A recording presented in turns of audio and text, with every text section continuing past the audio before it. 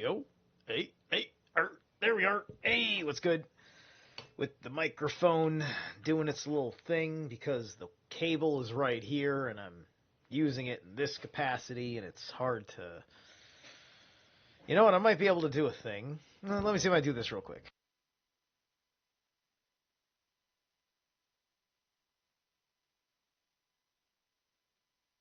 Okay, that should work a little bit better for me, and you shouldn't have to hear any nonsense. How's it going, guys? That was Ex Deo with Vespasian, which is the emperor in question tonight. So, fucking A for Ex Deo, Roman metal. I just like I was just remembering this band existed like the other night. And I did Ex Deo last night as well, and I wasn't sure what song I wanted to pick. I went with that guy because he was kind of in the pocket. And then I was like, oh, wait a minute. Hey, I recognize this name for looking for the song for today's show. So, there we go. So, I got some gnarly shit coming up that I'm excited about. And then, believe it or not, I am going to land the plane gently. All right. Bang. The coming of Vespasian and Titus. So this was the year of 4 emperors. So this puts things into perspective. That is going to have to be that's going to be a point of research focus that I am going to jump into. If you have excellent sources on the year of 4 emperors, I want all the dirt. That's where that's where I've decided that this book is taking me next. After I'm done with this book, I'm going to take a look at that year and figure out what the hell was going on. Because obviously something was the house was highly divided. Obviously. With so many people being so bold as to fight over the throne. And, you're trying to maintain the disposition of the Caesar is the appointed god of the earth, right? You fucking worship this motherfucker like you worship the sun, right? This is Rome. Anyway.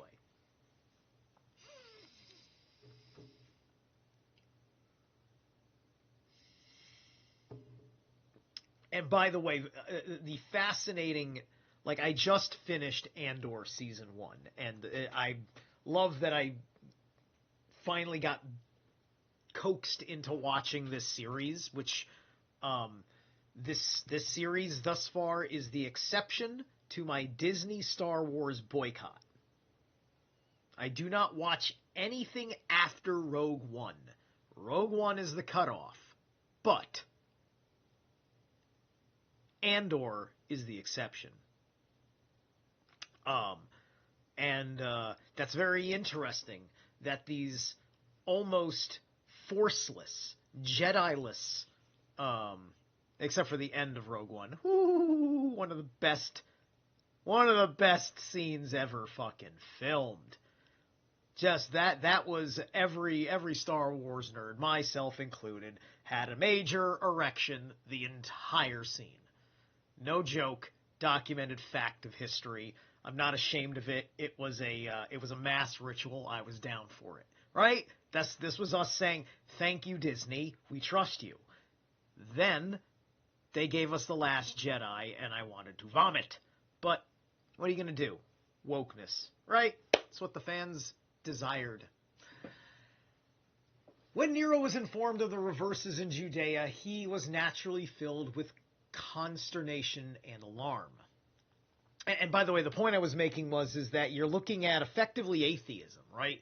Because nobody knows that their emperor is a Sith Lord.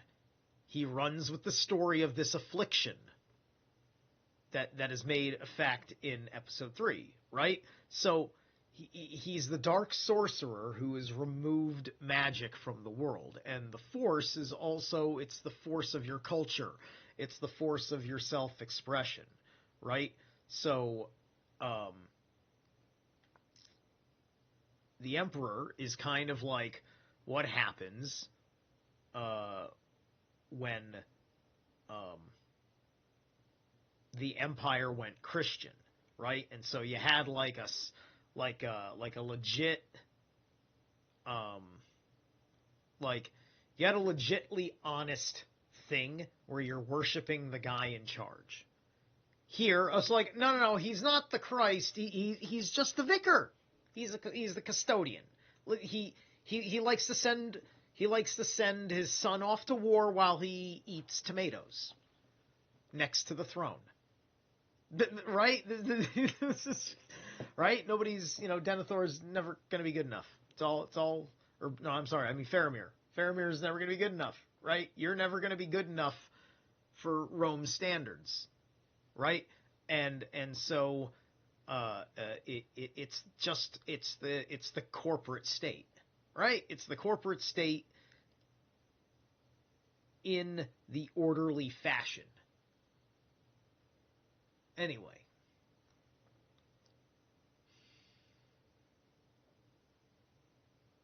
No doubt he felt that the majesty of the empire obliged him to treat bad news with lordly disdain and to show himself superior to all eventualities.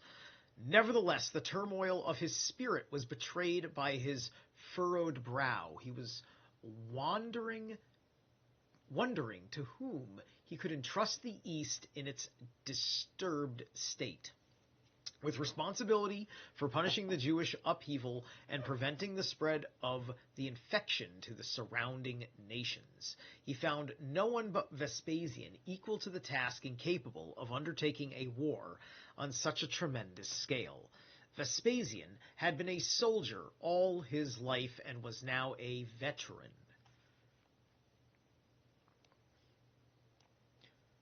And he got fat and happy as a veteran. He was a big boy.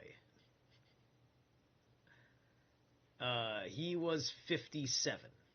And let's just remember for whoever part 2 here is that it was by adoption. Oh, Nero's father by adoption. Okay, there we go. Already answered the question. All right. Years ago, he had pacified... Oh, this could be better centered.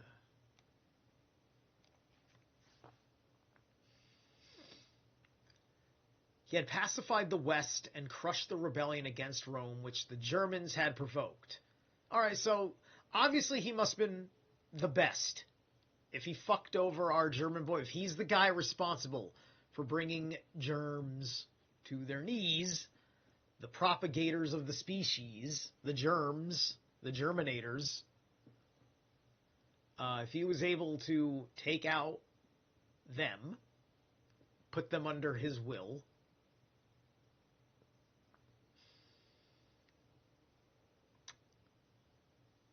then yeah, he certainly knows how to deal with the best. But I have no idea what those details are. You see, this makes me now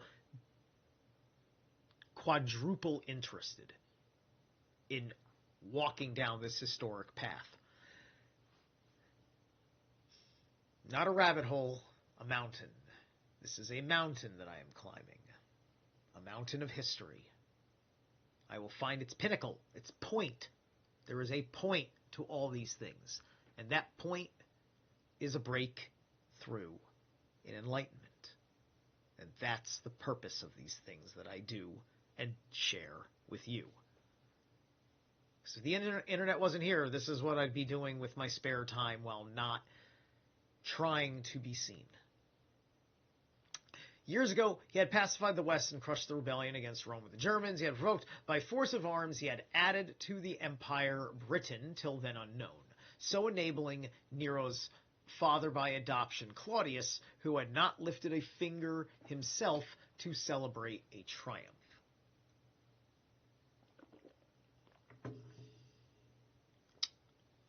Such a record was highly auspicious, and a man of Vespasian's age and experience could obviously be trusted. His sons, moreover, were hostages for his good faith and being in the prime of life could provide the hands if their father provided the brains. Perhaps also God was already planning the future of the world. For whatever reason, Nero sent this man to assume command of the armies in Syria, paying him in view of the urgent situation every smooth compliment that necessity can suggest. From Achaia, where he was on Nero's staff, Vespasian dispatched his son Titus to Alexandria to fetch the 15th legion from there. He himself crossed the Dardanelles and traveled overland to Syria. There, he concentrated the Roman forces and large allied contingents provided by the neighboring kings. After the defeat of Cestius, the Jews were so elated by their unexpected success that they were wild with excitement, as if carried off their feet by this stroke of luck. They determined to send their armies further afield.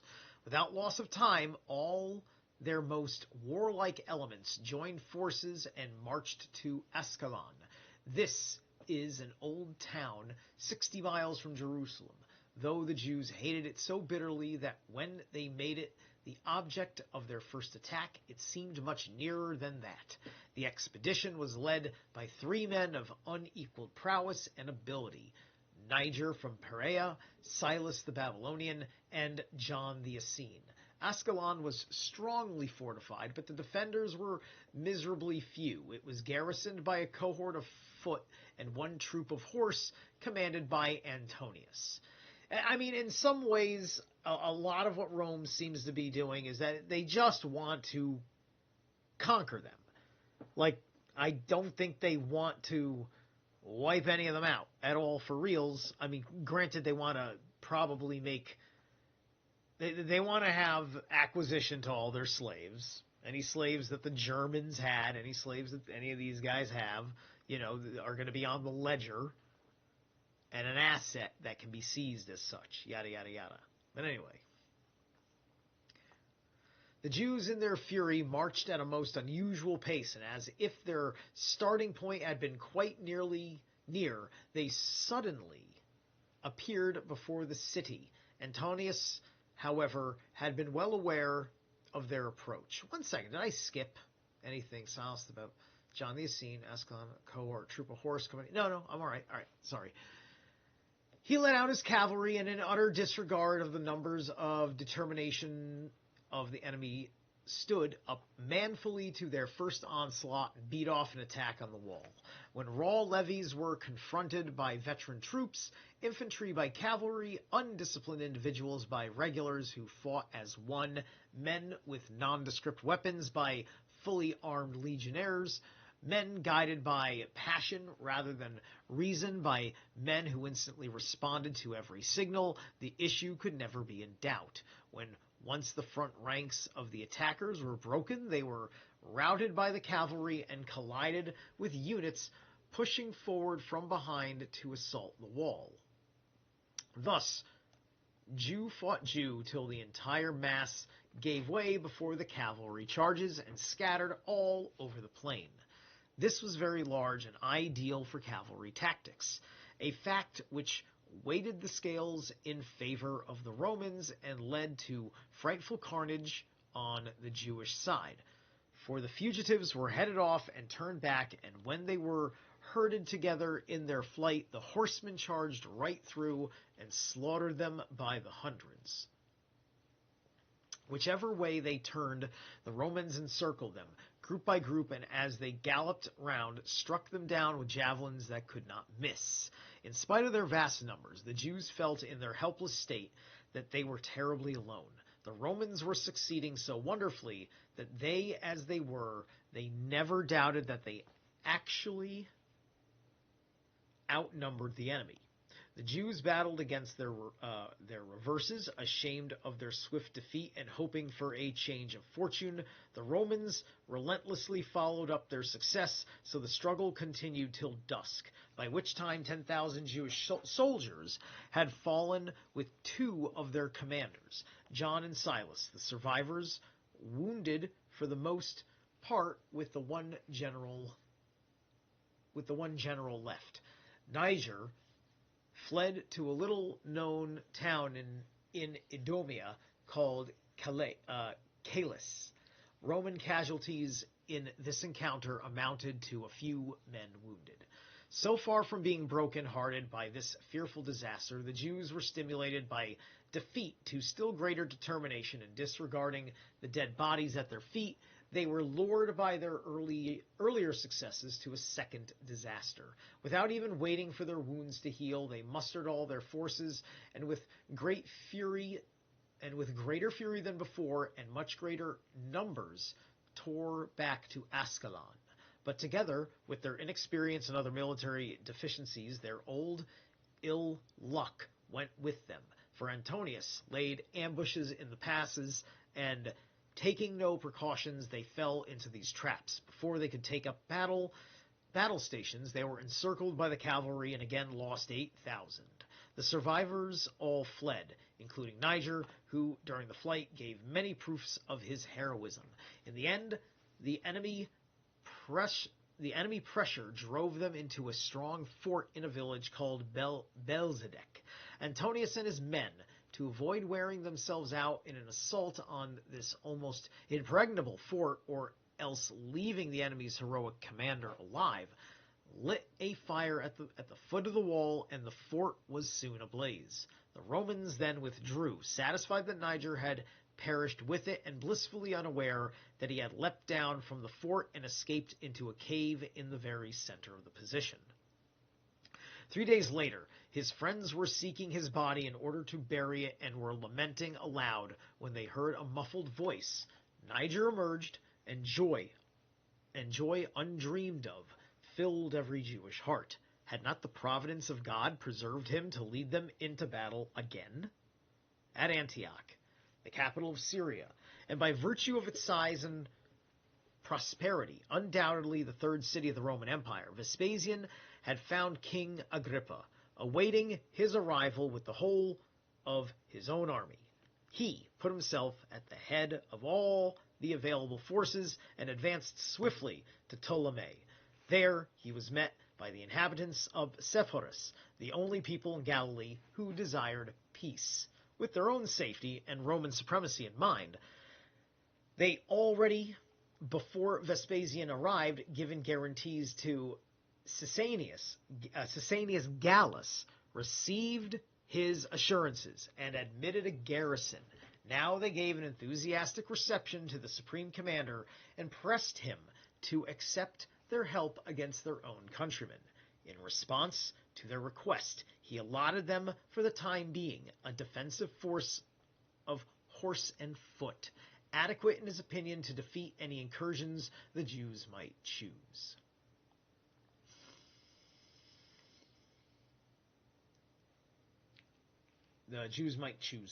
To make, for he thought it would seriously endanger the campaign he was about to open if he lost Sepphoris, the biggest city in Galilee, ideally cited to be a bulwark against the attack and to keep the whole area quiet. There are two Galilees, known as Upper and Lower, shut in by Phoenicia and Syria. They are bounded on the west by the Ptolemy with its border regions, and Carmel, a mountain that once belonged to Galilee but now belongs to Tyre. Adjoining Carmel is Gaba, known as Cavalry Town, because King Herod's cavalry settled there on their discharge. The southern limit is formed by Samaria and Scythopolis, as far as the streams of Jordan, the eastern by the districts of Hippos, Gadara, and Gaulonitis, where Agrippa's kingdom begins. So Scythopolis is obviously going to be a Scythian established city of the Sith, which may or may not be a direct correlation to the Sith in Star Wars. So you see why Star Wars fascinates in such a manner. And why I've been saying that it's not Tartaria. I mean, there is a Tartaria. It's the Mongolian fucking Empire. We just changed the name and changed the context. But all this shit was happening in Rome, and it's just the stuff that isn't the stuff you care about. It's not the stuff they want you to look at. So, it's called the lie of omission. So this is the Scythians, and the Scythians are connected to a number of things. And as we can see here, the Scythians may indeed be Jews. So, anyway. But I've heard, but at the same time, I've also heard good things about the Scythians. But there are different Scythians, perhaps. This night might not be, like, the only identity in question. These could be maybe bad Scythians. Not sure how that works.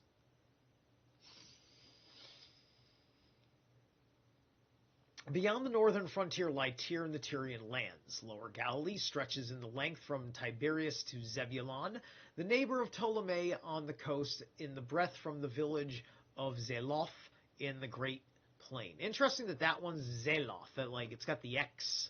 The Zebulun and the Zerilath are very interesting as names. It almost makes me say there's that hint of Persian influence. Or at the very least, that hint of Zoroastrian influence, which would be Aryan as well. The Great Plain to Bersebe or Bersebe. Here begins Upper Galilee, which stretches in width as far as Baca, a village on the Tyrian frontier. In length, it extends from Meroth to Thela, a village near Jordan. Small as they are, and encircled by such powerful foreign neighbors, the two Galileans have invariably held out against enemy attack. For the Galileans are fighters from the cradle, and at all times numerous, and never has cowardice afflicted the men or a declining population. The country? What? Or a declining population, the country.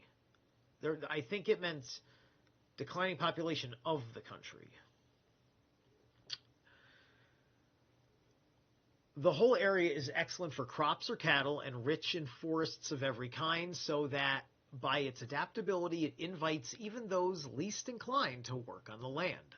Consequently, every inch has been cultivated.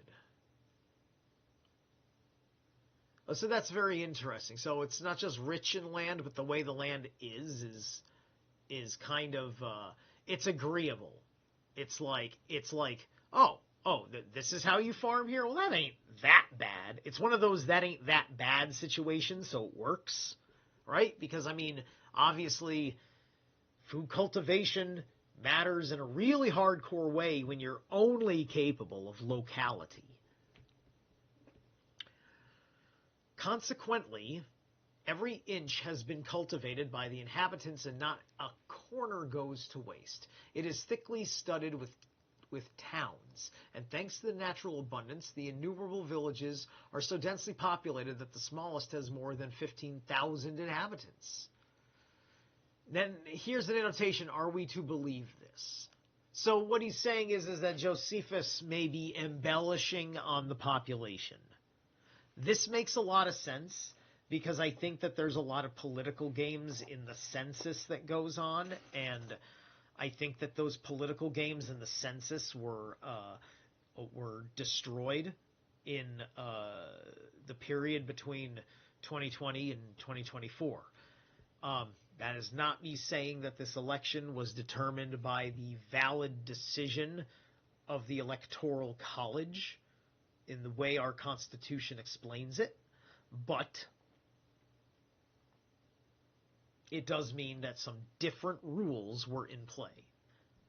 Nobody said a goddamn thing about any voting machines in any capacity anywhere. And quite frankly, the zeitgeist of our time didn't want to.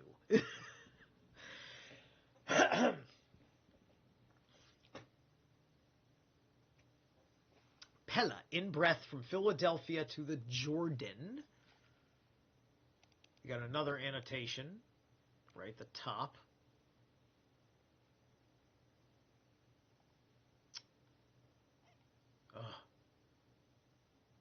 Page bottom, man. Gotta scroll. Oh my god! I'm scrolling so slow. How do you do that? Can't stretch it out any fucking further. Ah, Pella. I saw it. That's the fucking stupid thing.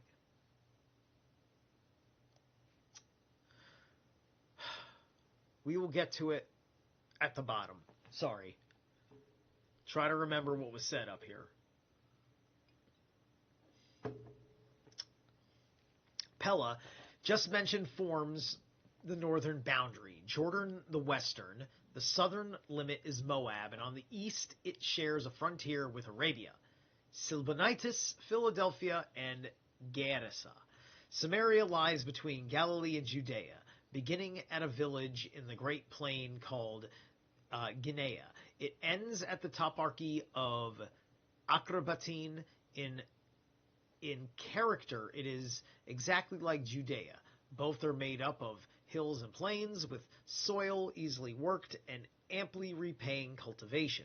They are well wooded and prolific in fruit, both wild and cultivated. For nowhere in the soil, arid by nature, and rain is generally ample. All their streams are remarkably sweet, and a lush grass is so plentiful that the milk yield of their cows is exceptionally heavy. The final proof of their outstanding productivity is the swarming population of both countries. On their common frontier lies the village of Anoath Borsios, the limit of Judea on the north. The southern region to go to the other end terminates at a village close to the Arabian frontier known as Jarden. So there's Jarden and there's Jordan. To the Jews of the locality, crosswise it stretches from the river Jordan to Joppa. Right in the middle lies the city of Jerusalem. So that some have quite appropriately called her the navel of the country. Nor is Judea cut off from seaside delights, since it has a coastal strip that stretch all the way to Ptolemy. It is divided into 11 districts, of which the royal city, Jerusalem, has the primacy, raised above the whole neighborhood as the head above the body. The other districts, or toparchies, are less highly esteemed. Gophna ranked second, followed by Akrabeta, Thamina, Lydda, Amaus, Pella, Edomia, Engedi, Herodium, and Jericho. We must include also Jamnia and Joppa, which control their neighborhood, and finally the Gamala district.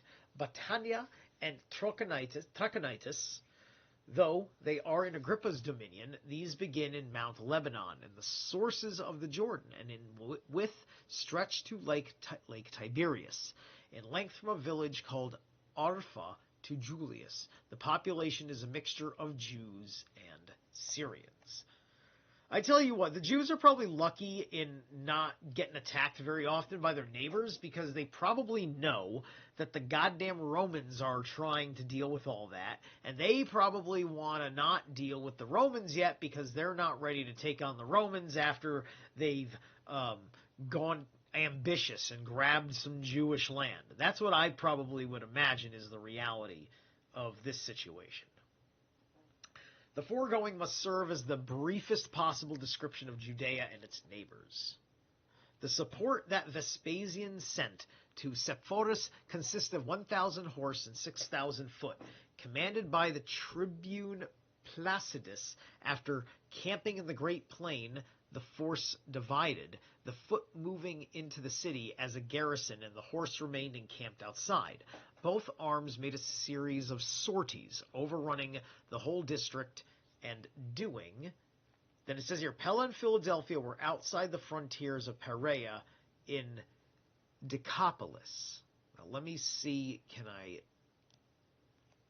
okay, good. There. That's all I was trying to do. Such agita. Anyway. Great damage to Josephus and his men. If they remained inactive in their towns, the surrounding country was plundered. Whenever they ventured to sally forth, they were driven back. Josephus actually assailed the city in the hope of capturing it, though before it seceded from the Galileans, he had himself fortified it so strongly that even the Romans would have found it almost impregnable. And so the attempt failed, for he proved too weak, either by force or by persuasion, to bring Sepphoris over to his side. Oh, and by the way, it's just reminding myself here of in the Bach Saga in root language, impregnable, and we understand the original system use of the military was involved with the breeding program, right? And so, to try and conquer, trying to enter to conquer, is to pregnate. And you are having trouble. You are impregnable. The impregnable fortress.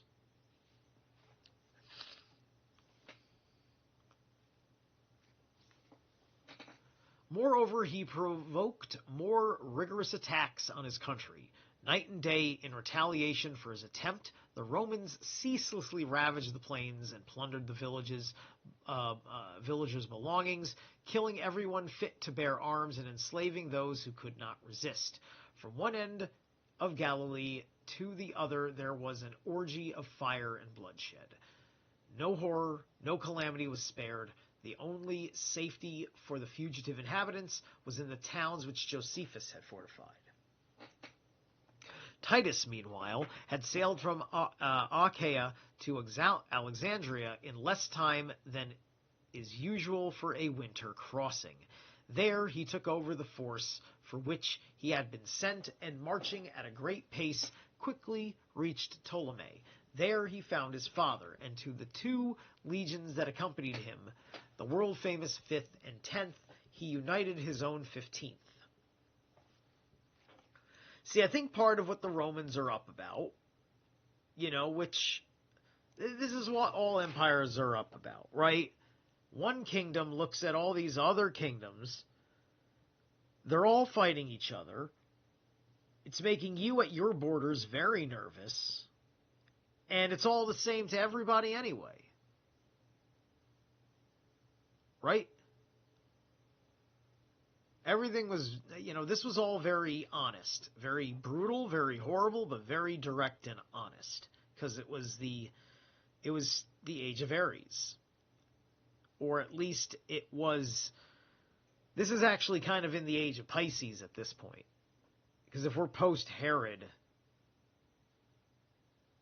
we're in like the 60s AD, like we're post Jesus, we're in the age of Pisces, right? Rome is attitudes about how Rome made itself an empire will slowly, very, very slowly, shift from this point. To these legions were attached 18 cohorts. They were joined also by 5 cohorts and 1 troop of horse from Caesarea and 5 troops from Syria. Of the cohorts, 10 were 1,000 infantry strong, the other 13, 600 infantry, and 120 cavalry.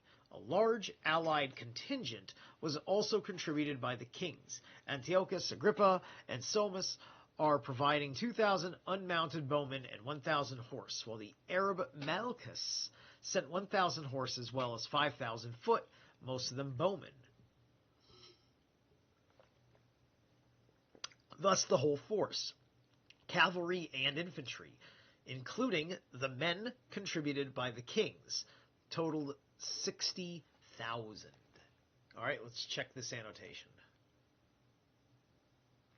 It seems hardly possible that the units listed contain so many, and like the figures given above for Jewish losses at Ascalon, the present figure seems too large for belief. I love how this book has just questioned a Jew who has used 6 and several goose eggs to give you a statistic of human beings present at a massacre. Don't we all think that 60,000 sounds a little high? Apart from servants who followed in great numbers and in view of their sharing the military training, ought not to be distinguished from the combatants. In peace, they always took part in their masters' exercises. In war, they shared their dangers so that in skill and prowess, none but their masters surpassed them. The Romans showed remarkable foresight in making their domestic staff useful to them, not only in the services of everyday life, but also in war. Anyone will take a look at the organization of their army in general will recognize that they hold their wide-flung empire as the prize of valor and not the gift of fortune. All right. We're going to pause here at Gift of Fortune, because we're on page 86 now. And so, 5 pages, we take a break. Let's rock and roll. I am going to give you Rivers of Nihil. This song is called American Death, and the title just grabbed me. Let's just do it.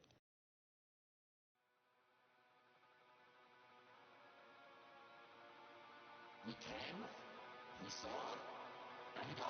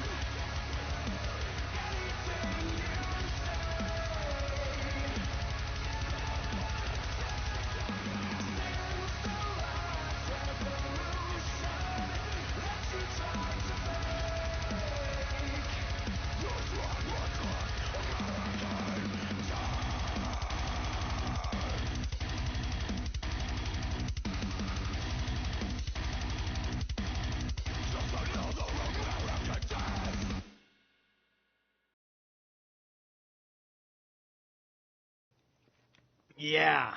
Yeah. I love the gnarly stuff that's going on with Rivers of Nihil. Good grooves. Good grooves! And very, very distinct use of the clean vocals when they want it. Anyway, let's keep rocking and rolling. They do not wait for war to begin before handling their arms, nor do they sit idle in peacetime and take action only when the emergency comes.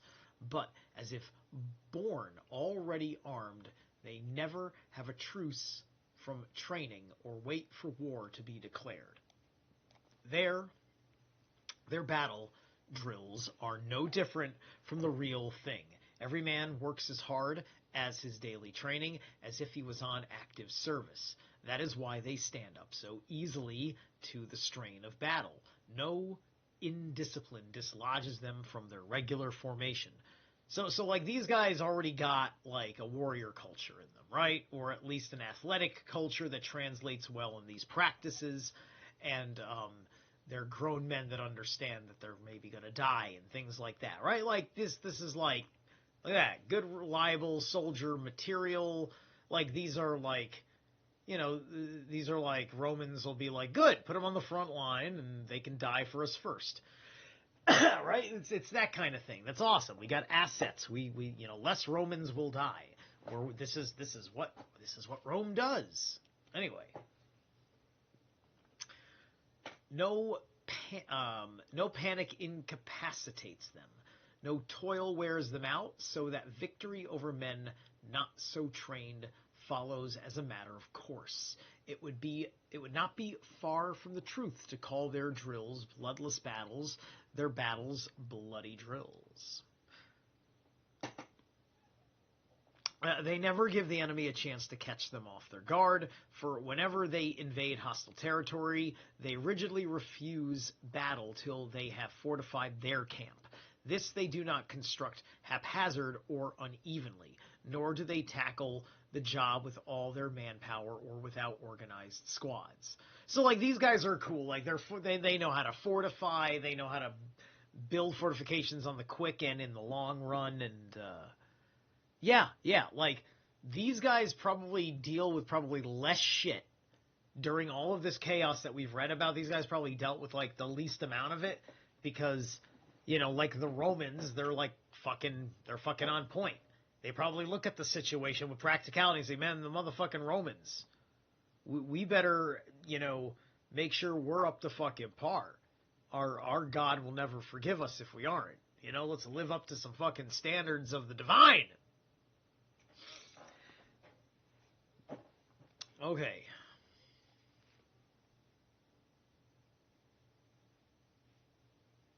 It would be not far from the truth to call their drills bloodless battles, their battles bloody drills.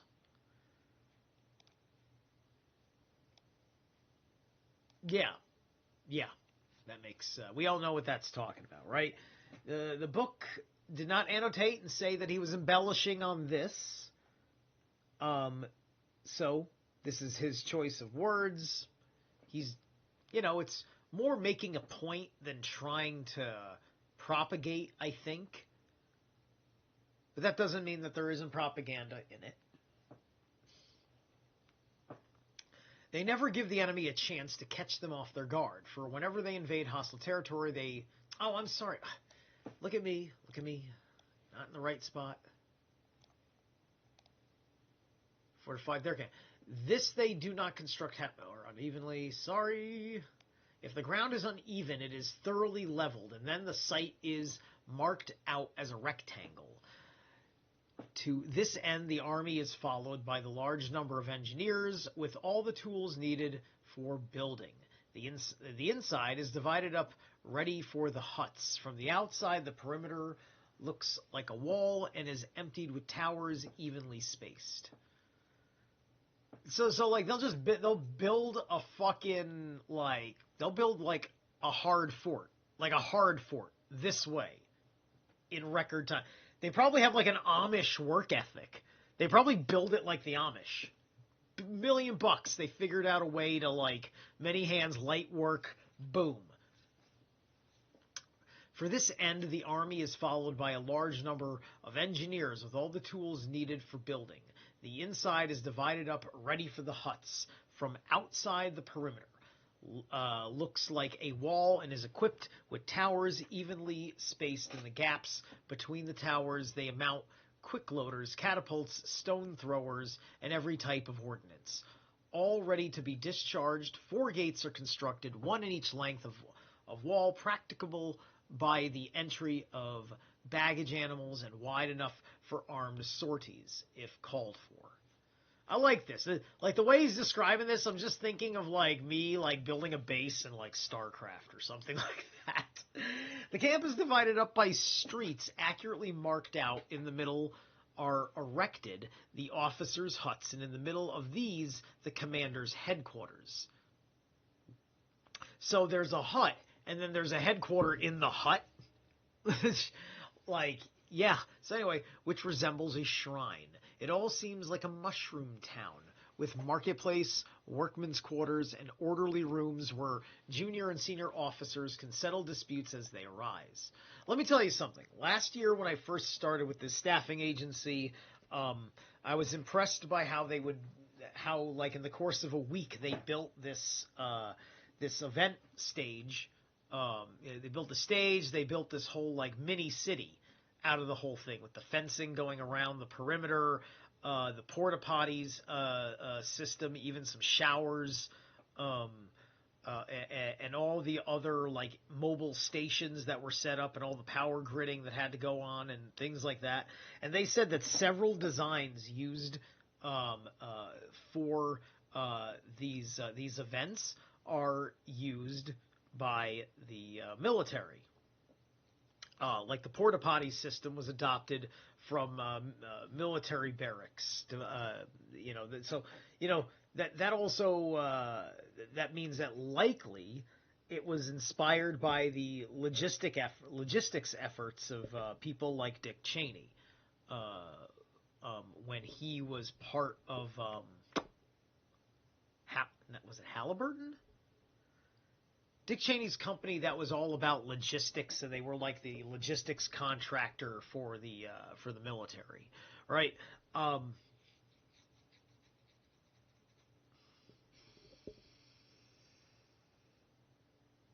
And the National Guard had their presence there and things like that, and it was very funny with some of the guys I was working with that they're not conspiracy minded enough to worry about the National Guard. It's just like, whatever happened to the black man's fight against the man? Now the man doesn't even fucking exist. I mean, I get it. You're probably tired of thinking Trump's racist in the embodiment of the man. But let's just say that you're not, and let's just say that it doesn't even have to be Trump. It's just like, man, at the very least, you know the man. You don't know the man? How the fuck do you not know the man? You're a cool black guy. Thought you knew who the man was. But anyway.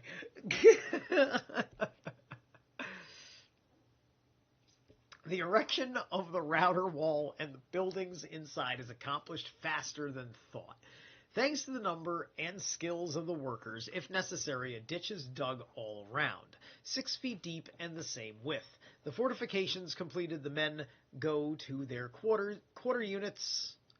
unit by unit in a quiet and orderly manner. All other duties are carried out with attention to discipline and security. Wood, food, and water as required being brought in by the units detailed. They do not have supper or breakfast just when they fancy at individual discretion. But altogether, times for sleep, guard duty, and reveille and revelry? Maybe that's reveille? I'm not exactly sure how you say that one. But anyway, are announced by trumpet calls, and nothing whatever is done without orders.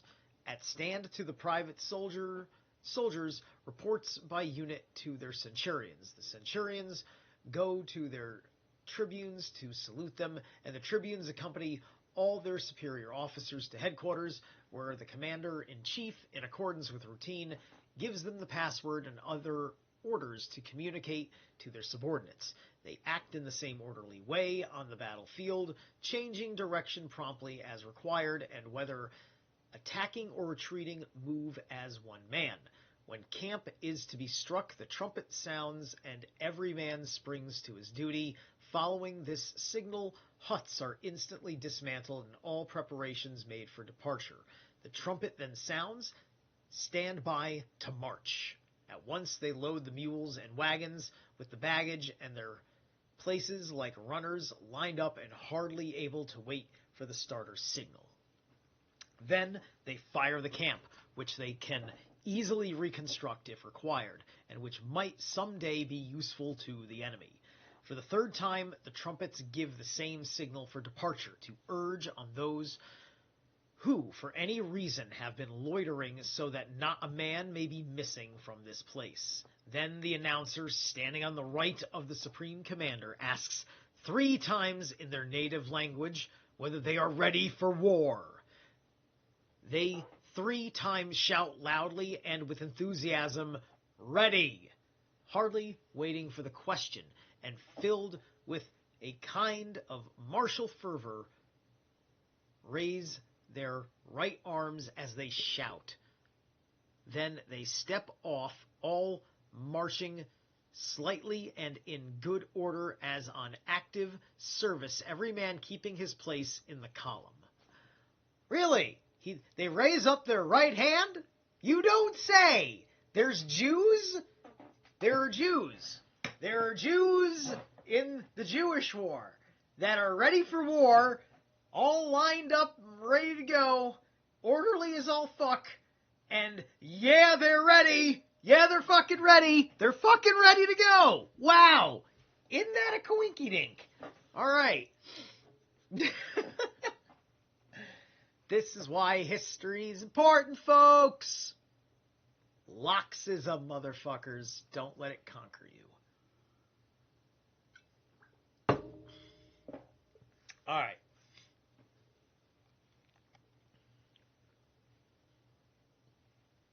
All right. Then they step off, all marching silently and in good order, as on active service, every man keeping his place in the column. The infantry are armed with breastplate and helmet and carry a blade on each side. Of these, by far the longer is the one on the left. Let's get the info on that. This statement contradicts all other evidence.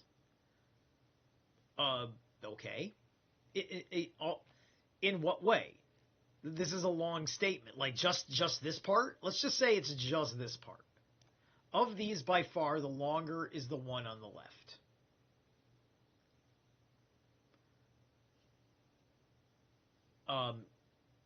Okay. I guess simply that just means that he's lying about one thing, and that there was nothing in particular longer about one or the other. Could have been either one was longer because it didn't matter what side you held it. I mean, it would seem to me that if everybody's probably right-handed, that your longer blade would be your primary and thus would be in your dominant hand.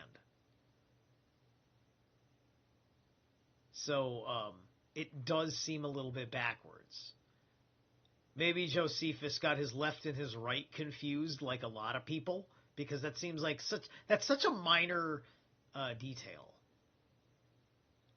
It's such a, like, I'm not saying it doesn't matter, because getting things right matters, but now I'm almost suspicious as to what footnotes could have been put into this book. Right? Because you can't tell me that that's, like, the most scrupulous thing he could have fucking said on this page, right? You know what I mean? It's just, when things come off trivial, it bothers me. So anyway, the other being no more than 9 inches long. Says who? The general's bodyguard of Picked infantry carry lance and buckler. The other units javelins and long shields, together with saw and basket, axe and pick, as well as strap, reap hook, chain, and 3 days ration. Yeah, these guys are like, this is like soldiering out on campaign, like you got your things. Yeah. This isn't just like a day battle. These guys like know something about being Ranger Rick.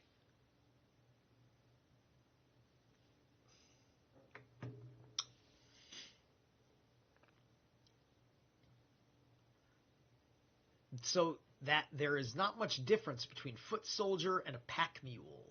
The trooper carries a longsword on his right and an enormous pike in his hand.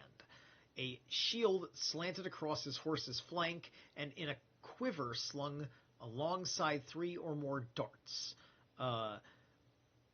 broad-pointed and as big as spears. You mean arrows? They're darts, but I don't know. Anyway, I mean, I just think an arrow is just a long dart, isn't it? Helmets and breastplates of infantry pattern are worn by all arms. Equipment is exactly the same for the general mounted bodyguard as for the other cavalry units. Lots are always drawn for the legion that is to head the column, so much for Roman routine on the march and in quarters, and for the variety of equipment. In battle, nothing is done without plan or on spur of the moment. Careful thought precedes action of any kind, and to the decisions reached, all action must conform. As a result, they meet with very few setbacks.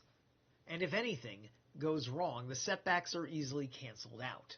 They regard success due to luck as less desirable than a planned but unplanned stroke, because victories that come of themselves tempt men to leave things to chance. Now Josephus could have, because to my, like, this in my imagination is typically what we know also Roman discipline in military to be kind of like, right? So he could have used less words to describe this stuff if he just said, in this fashion they are just like all the Roman such and such, and in this fashion they're like all the Roman such and such. But no, instead he had to explain the distinctions. He's giving us the distinct details that allow you to, you could dress fit somebody to be exactly like one. Such as if you're in the costume department for theater. But forethought, in spite of occasional failure, is good practice in avoiding the same mistake.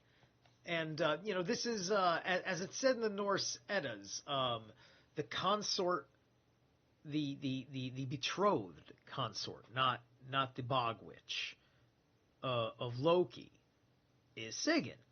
Sigyn is a Jotun, perhaps a goddess of victory.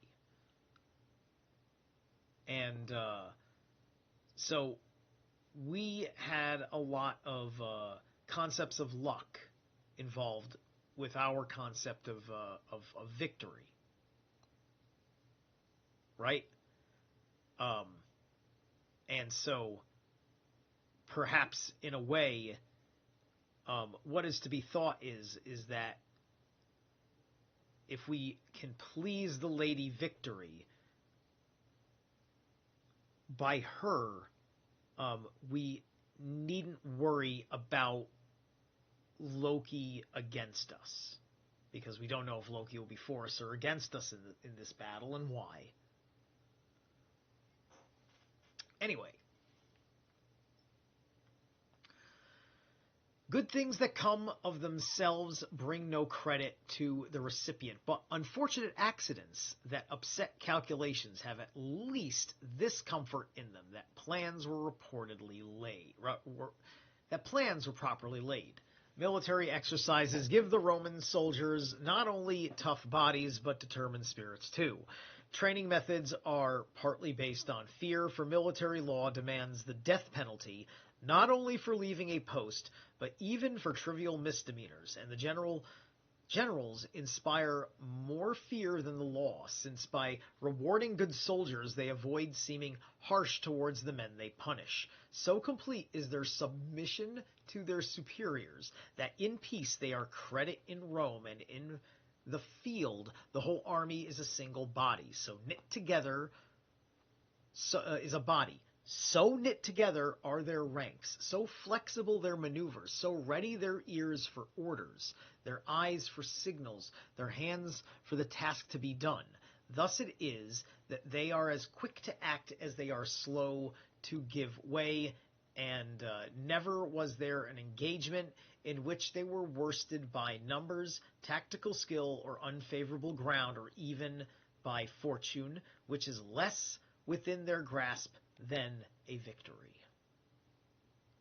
When planning goes before action, and the plans are followed by so effective an army, who can wonder that in the east, the Euphrates in the west, the ocean in the south, the richest plains of Africa in the north, the Danube and the Rhine are the limits of the empire.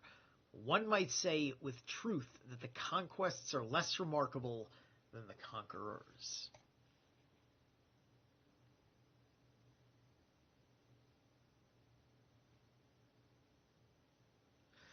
The purpose of the foregoing account has been less to eulogize the Romans than to console their defeated enemies, and to deter any who may be thinking of revolt, and possibly those of an inquiring frame of mind who have not studied the matter may find it useful to get an insight into the Roman military setup. This is all that I propose to say on the subject.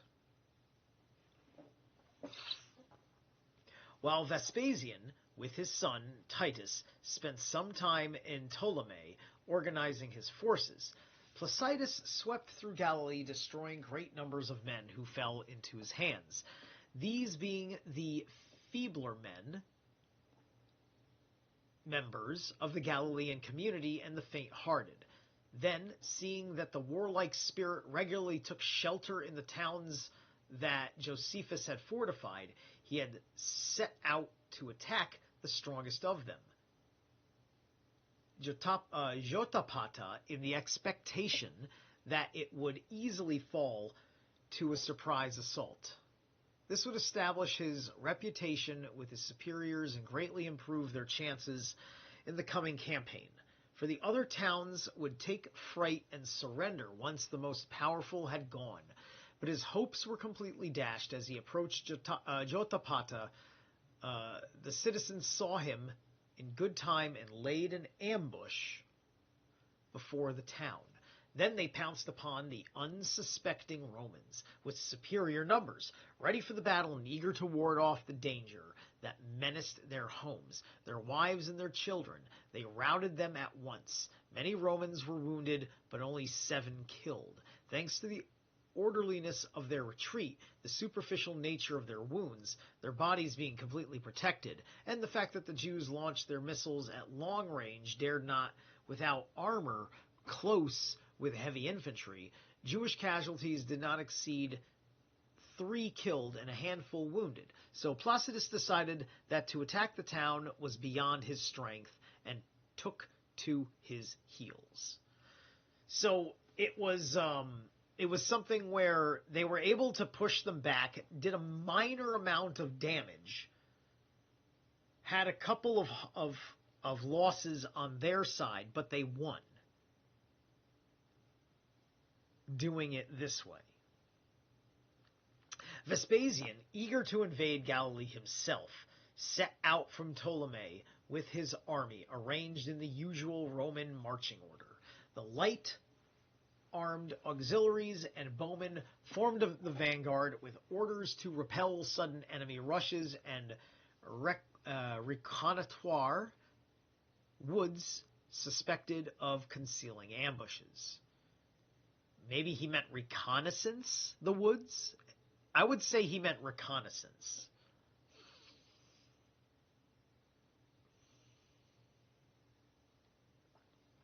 Next came a body of heavy armed Roman troops, mounted and unmounted.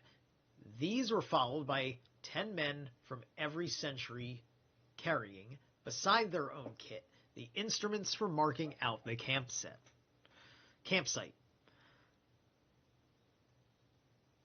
After them came road makers to straighten out bends in the highway, level rough surfaces, and cut down obstructive woods, so that the army would not be exhausted by laborious marching. In the rear of these, the personal baggage of the commander and his senior officers was concentrated under the protection of a strong cavalry force, behind which rode Vespasian himself with the cream of his horse and foot and a body of spearmen.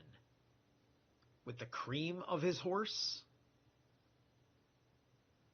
I don't know what word that's supposed to be, because I'm sure he's not using horse cream. But I wouldn't blame him if he was using horse tranquilizer. Next came the legionary cavalry, for each legion has its own troops of 120 horse. These were followed by the mules that carried the batterers and other mechanical devices. After them came the generals, cohort commanders, and tribunes, with a bodyguard of picked troops next the standards, and closing the eagle, which is at the head of every legion as the king of birds and most fearless of all. This they regard as the symbol of empire and portent of victory. No matter who opposes them, the sacred emblems were followed by the trumpeter, and in their wake came the main body. Shoulder to shoulder, 6 men abreast, accompanied as always by a centurion to maintain the formation. The servants of every legion marched in a body behind the infantry, looking after the soldiers, baggage carried by the mules and other beasts. In the rear of all the legions marched the bulk of the mercenaries, followed by a protective rear guard of light and the heavy infantry with a strong body of cavalry. Marching in this way, Vespasian arrived with his army at the frontier of Galilee. There he pitched his camp, and restraining his soldiers' ardor for battle, he made a show of force to inspire terror in the enemy and give them time for second thoughts, in the hope that before battle was joined they would change their minds. At the same time, he got ready to besiege their strongholds. The sight of the commander-in-chief did indeed lead to second thoughts in many, and to terror in them all. The troops of Josephus, who were in camp not far from Sepphoris, seeing the war approaching and the Romans on the point of swooping upon them, did not wait for a battle, but even before seeing their opponents, fled in all directions.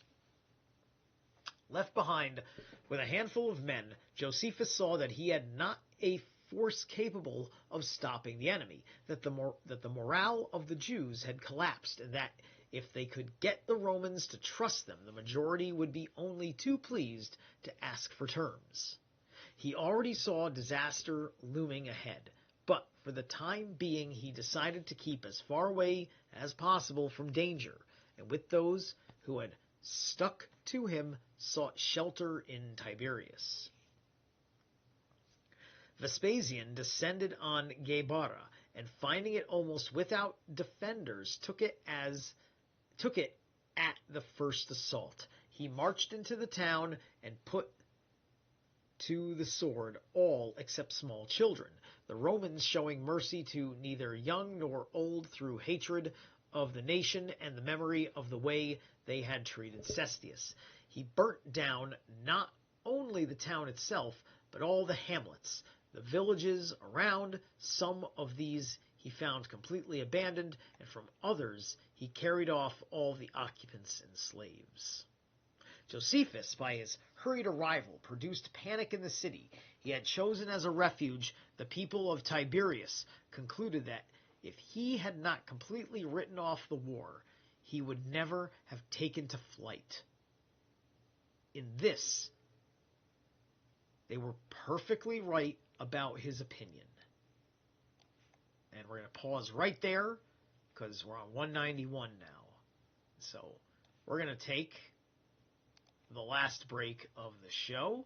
Like I said, I promise I'm going to land the plane softly. And so for this one, there's a new Fawn single out. This is called Lament.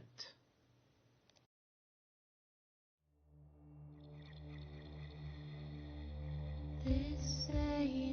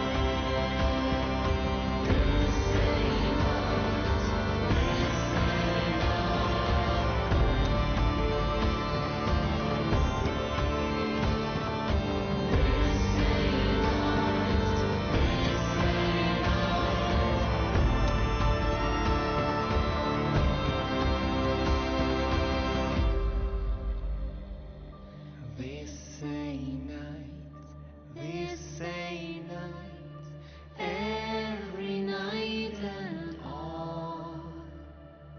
Fire and fleet and candlelight. The gods receive thy soul.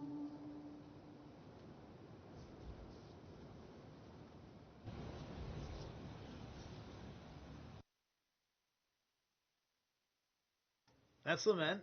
So that's like a funerary song, it sounds like to me. Very light-hearted. Sad, but light-hearted. Anyway.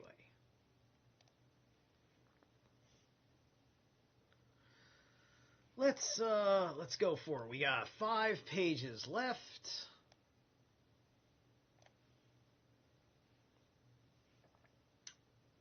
Straighten that out. Pinch better. There we go. For he saw the inevitable end awaiting the Jews, and knew that their one safety lay in change of heart. He himself felt for sure would be pardoned if he went over to the Romans, but he would rather have died over and over again than betray his motherland and flout the truth reposed in him in order to make himself at home with those he had been sent to fight. So he determined to write for the Jerusalem authorities a detailed appreciation of the situation, without either exaggerating the strength of the enemy, and so later finding himself abused as a coward, or minimizing it, and thereby reviving their hopes just when they were having second thoughts.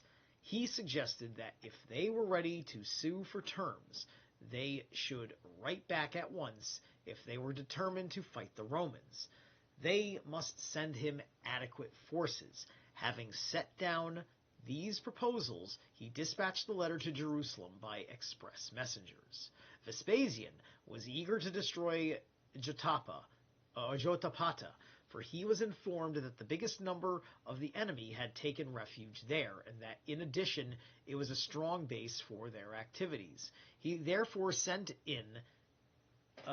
infantry and cavalry ahead to level the road, which was stony mountain tracks, difficult for infantry and for cavalry, quite impossible.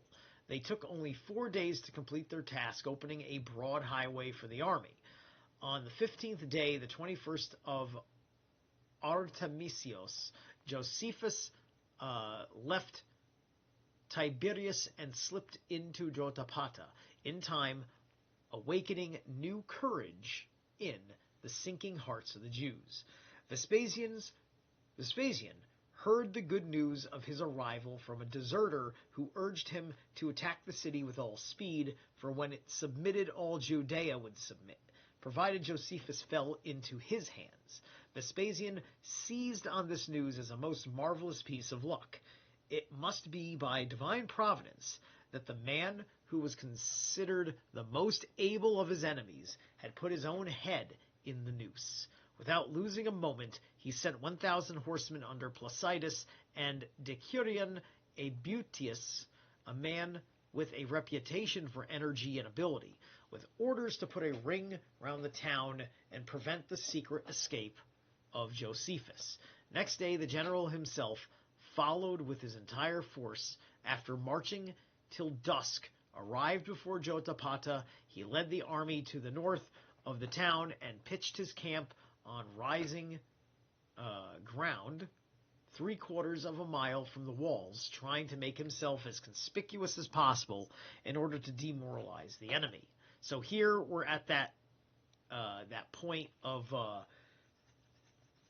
he's got the whole city surrounded, right? This is like, cities are not like massive things at this time, but they're massive things of their time.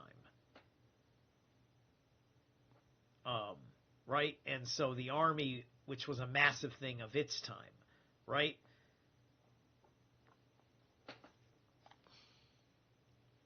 The effect was immediate and so overwhelmed the Jews that no one dared to go outside the walls. The Romans did not feel inclined to make their onslaught at once after marching all day,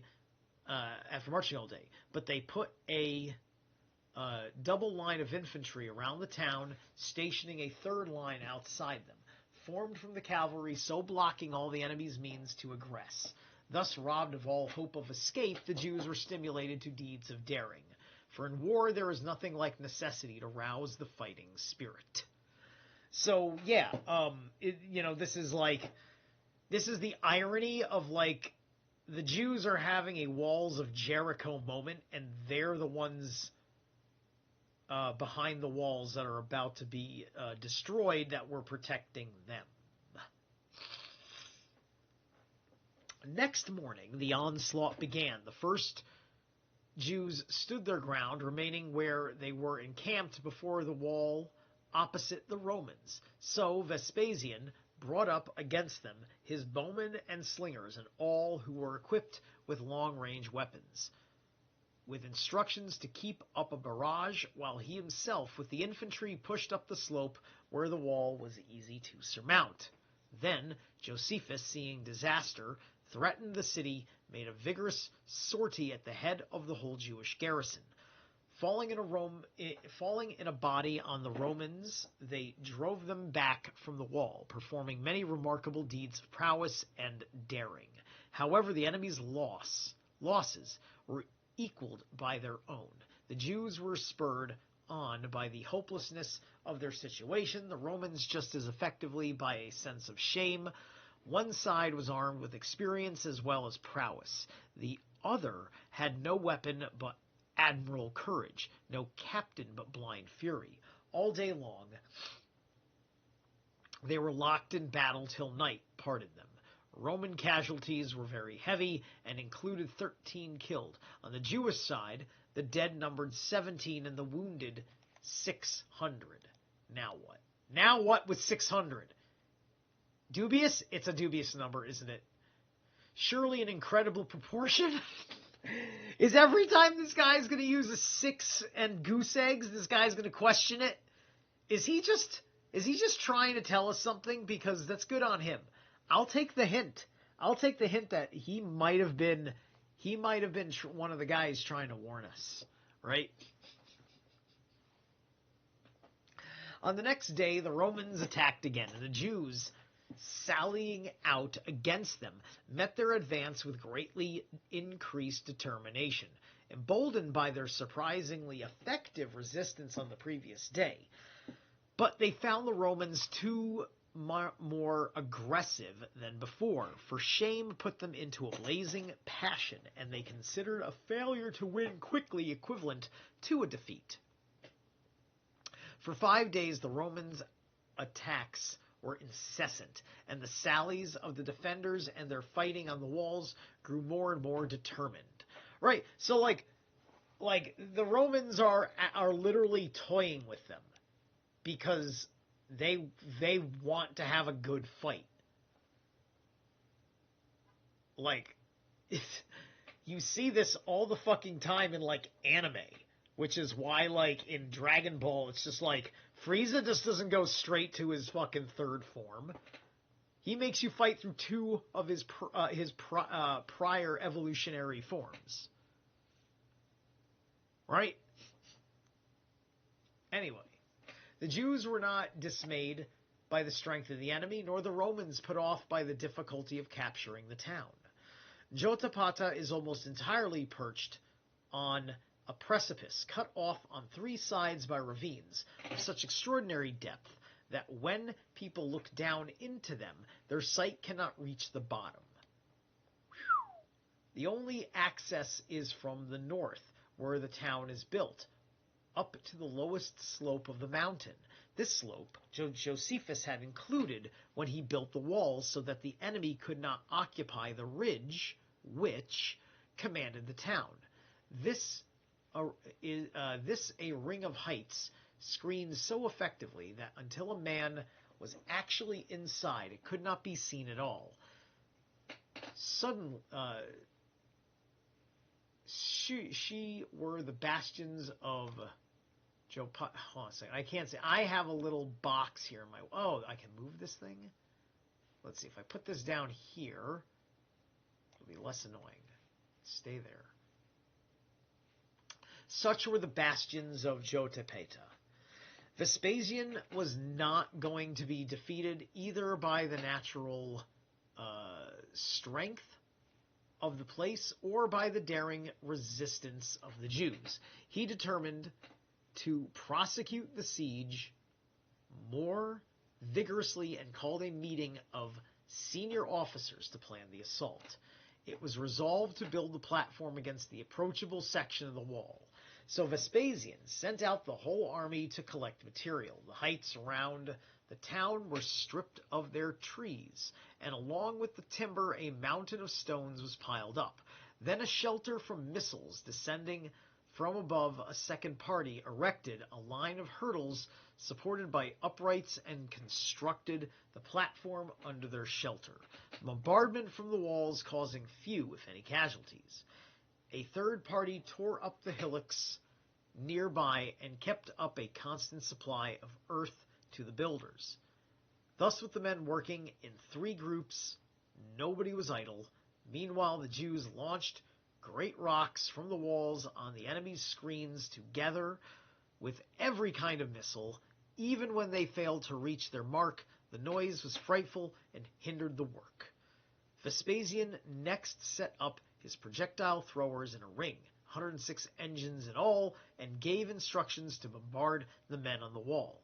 In a synchronized barrage, the catapults shot lances into the air, and stones weighing nearly 100 weight were discharged from stone throwers, together with firebrands and a dense shower of arrows. Driving the Jews not only from the wall, but also from the area inside, traversed by the missiles. For a host of Arab bowmen, with all the javelin men and slingers, let fly at the same time as the artillery. The defenders, however, though unable to retaliate from the ramparts, were by no means idle.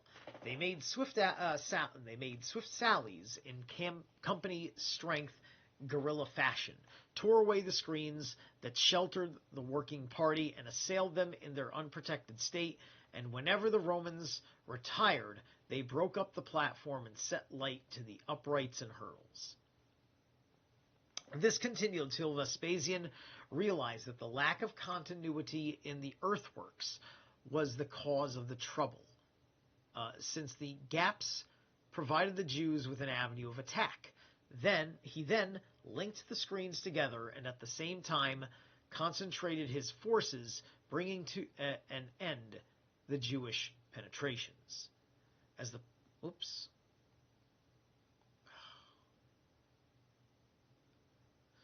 the platform was now rising and had almost reached the battlements, Josephus, thinking it disgraceful if he failed to invent some counter device to save the town, collected stonemasons and instructed them to raise the wall higher. When they declared that it was impossible to build another under such a hail of missiles, he devised protection for them as follows. He ordered the men to fix railings to the wall, over these to stretch raw ox hide, so that when the stones hurled by the enemy, they're under siege in real time and you're building the wall? I mean, do you think you have this much time? This is a fucking political move that's going to get men killed. But anyway, okay, so rawhide, so that when the stones hurled and the engines fell on them, they would give without splitting. Other types of missiles would glance off them, and firebrands would be quenched by their moisture, thus protecting the builders. The builders worked in safety day and night. They raised the wall to a height of 30 feet, built towers on it at short intervals, and completed it with a stout parapet. At this, the Romans, who had fancied themselves already inside the town, were plunged into despondency. Well, it worked. Motherfucker, it worked. The resourcefulness of Josephus and the determination of the defenders amazed them. But they're still surrounded. Like, they'll run out of food.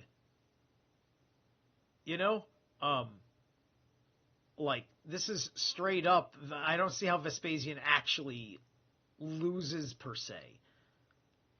Unless he was just not prepared for a long siege campaign.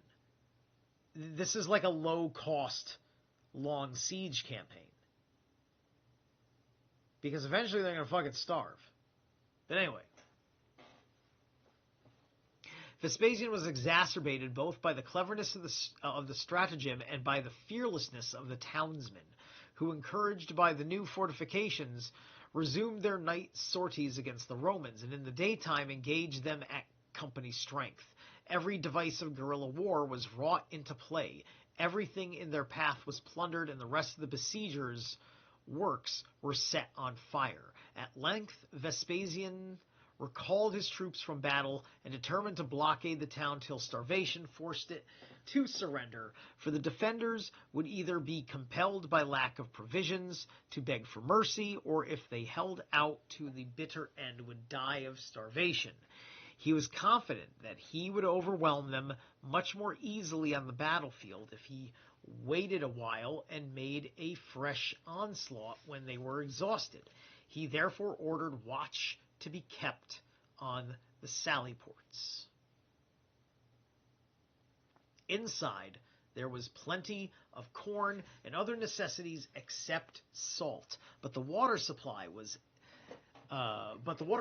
inadequate, and as there was no spring within the walls, and the townsfolk depended on rainwater, and little or no rain falls in the district during summer, this is the dry season, right?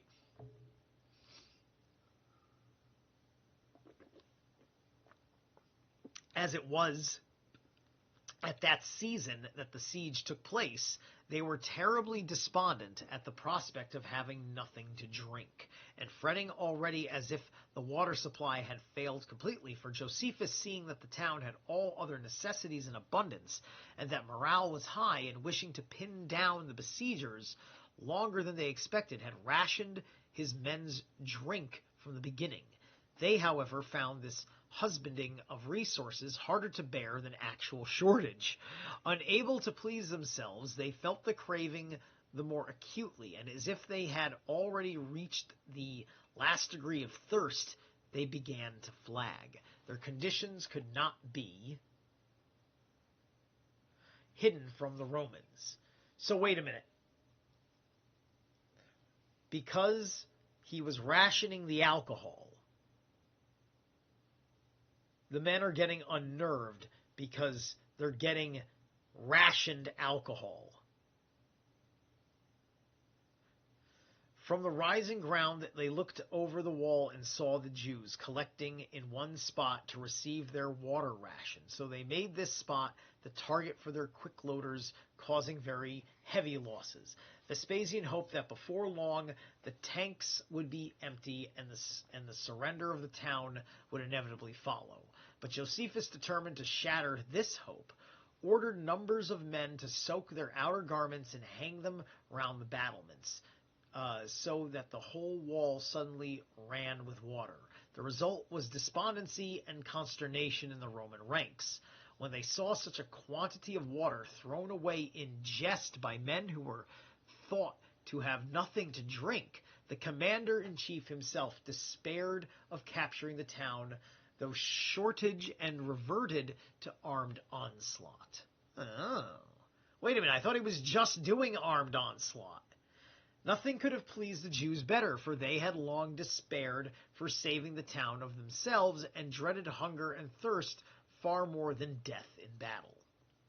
Josephus, however, devised a second stratagem to obtain more supplies than he needed. So, I mean, like, listen, man, you know, if all Vespasian had to do was be a fucking patient motherfucker, he, you know, like, he allowed this city, he allowed Josephus to break his composure. Never break composure. You're a god emperor.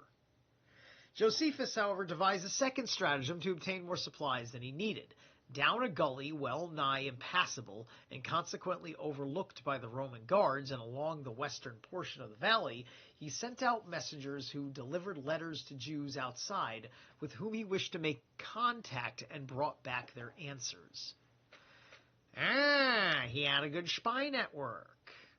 Together with ample supplies of all necessities that the town lacked, the messengers were instructed to crawl past the guard posts as a rule, and to cover their backs with sheepskins, so that if anyone did see them in the night, they would be mistaken for dogs. But after a while, the pickets detected the device and blocked the gully. All right, so I have a feeling that this means that to win the city, Josephus had to surrender or something. It's just like, I'll end the siege, but you gotta fucking come out. That kind of thing. So we will be covering chapter 12 next time I see fit. So, tomorrow I'll be doing my readings with Stein, usually at noon. Should be about noon we'll do it. And the interview with, or the conversation with Jin the Ninja about Gurren Lagann is going to be moved to Sunday at 4 p.m. We're doing Sunday 4 p.m. now. We had to move it one more day for the man because he forgot about a different stream that he had to do in conflict. So we will see you then. All right, guys. Thanks you so much. I think one or two people were listening quietly. Thank you, whoever you were. Thank everybody who showed up in the aftermath. Thank you.